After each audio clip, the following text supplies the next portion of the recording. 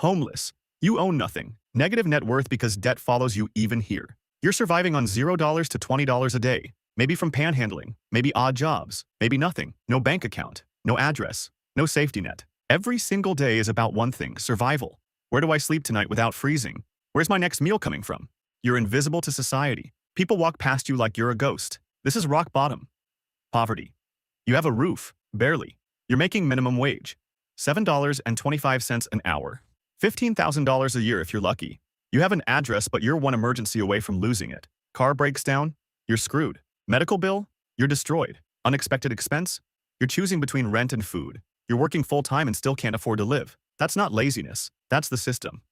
You're trapped in survival mode. No savings, no future, just making it to next week. Working class, you're getting by, barely. You make $30,000 to $50,000 a year. You have a used car, you rent an apartment, you can cover your bills most months, but you're living paycheck to paycheck. One bad month and you're drowning. You have maybe $5,000 saved. That's your emergency fund. It'll last you 2 months if you lose your job. You're not poor, but you're not comfortable either. You work 40+ hours a week just to stay in the same place.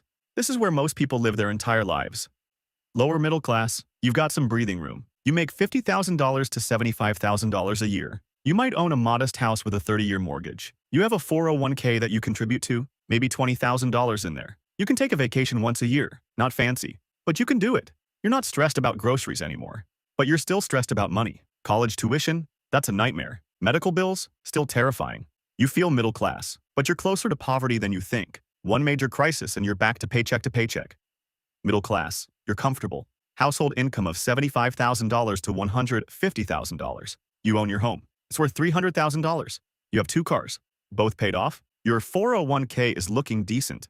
Maybe $100,000 to $200,000 saved. You can afford to send your kids to college without destroying your life. You go on real vacations, not luxury, but real. You have savings, not retire early money, but enough to feel secure. You've made it to actual middle class. But here's the thing, you're still working. You have to work. Stop working, your lifestyle disappears in 6 months. Upper middle class. You're living well. Household income of $150,000 to $300,000. You're a doctor, lawyer, engineer, or successful business owner. You own a $500,000 to $800,000 home. Nice neighborhood, good schools. You drive new cars, $50,000 SUVs. You have $500,000 to $1 million saved for retirement. You'll be fine when you're 65. You take international vacations. You eat at nice restaurants without checking prices. Your kids go to private schools or good colleges without loans. You've won at the traditional game. But you're still trading time for money. You work 50 to 60 hours a week. You're rich compared to most people. But you don't feel rich, because you're surrounded by people richer than you. Rich. Now, we're talking real money. You have $2 million to $10 million in net worth. You're a top executive, successful entrepreneur, or elite professional. You own multiple properties. Your primary home is worth $1 to $2 million.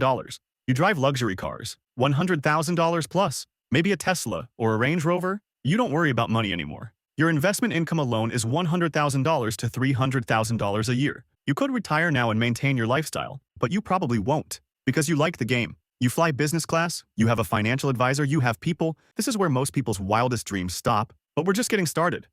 Very rich. You've exited the game most people play.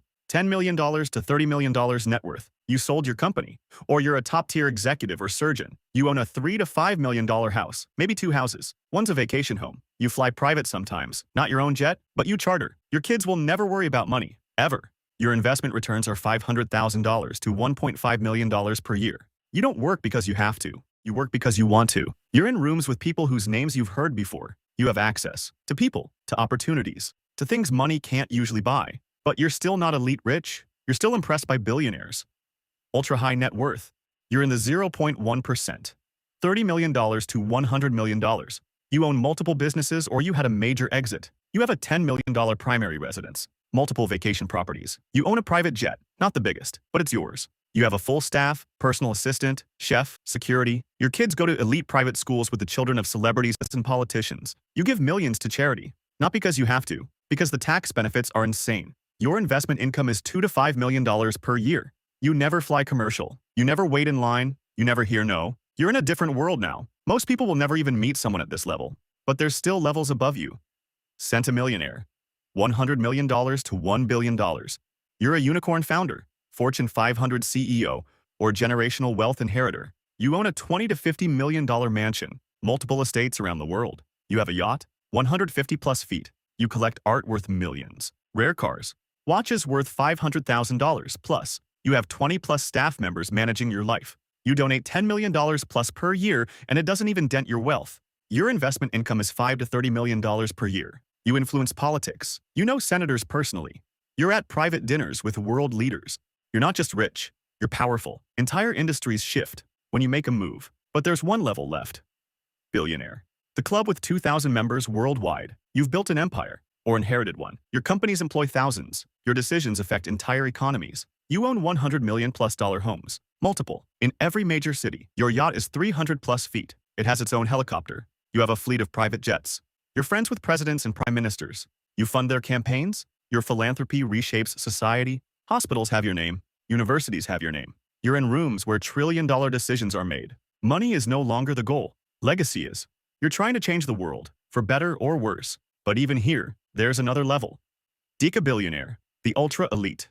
Elon Musk, Jeff Bezos, Bernard Arnault, Mark Zuckerberg. There's maybe 50 of you on Earth. You've created technology or industries that changed humanity. Your wealth is hard to even comprehend.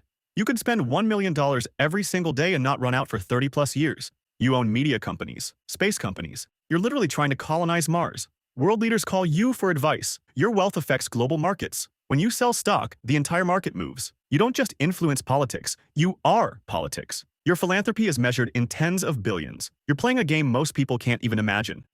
Hectobillionaire. Almost unimaginable. There's like 10 people here. Maybe? Elon Musk hit $300 billion.